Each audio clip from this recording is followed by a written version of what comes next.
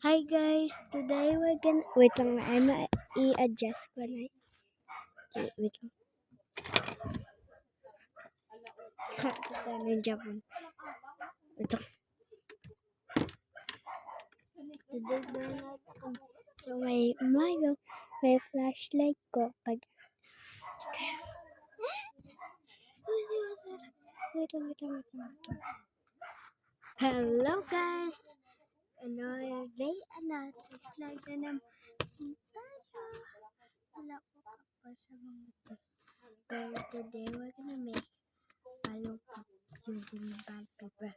First you need to get, yung damit lang ko diba ko lang. You need to get the bond paper. I'm a wafer. Joke lang, hindi na ako ma-wait. But first, you need to just do and that. Okay na ako magkawa. Basta kung do it. Gusto ka. There. And unit. And we have another there. There. This there. And if you want, dapat doon muna ka size of. And then, i-ampun siya na o. Pwede lang yung mapos. Makikita mo. Ang ari ay. So, dapat. Okay na po ang muna ka dapat. Diba muna inupot.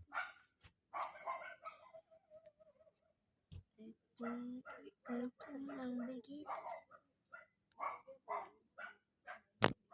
Damdamin sapat.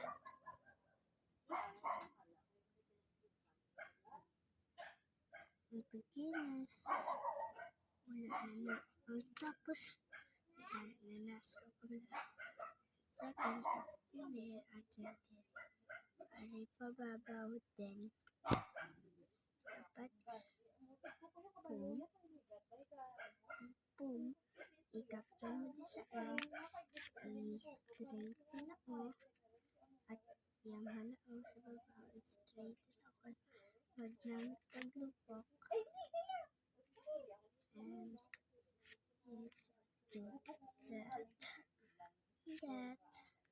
We have it. Do you see this? Pwede mo ari gamitin mo. Pagka ko, gamay ako. Gamay ako. Gamay. So, ibutan lang ang perfect shape ang mahimo mo. So, second, ibutang mo din sa right hand mo or left. Alaman ko kabalo, pero dapat get first ka pa rin. Tapon mo. So, amhon mo na o so, balis ka doon. Dapat ituduhon mo and mo na o ang are ipalapad yung liwat. Ipilo liwat. Tapos pilo. Naman na liwat. So, kung nag-amon da, imo bayda.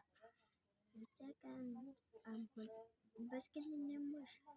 So, then, amon na mo na o. Tapos, sangkain na.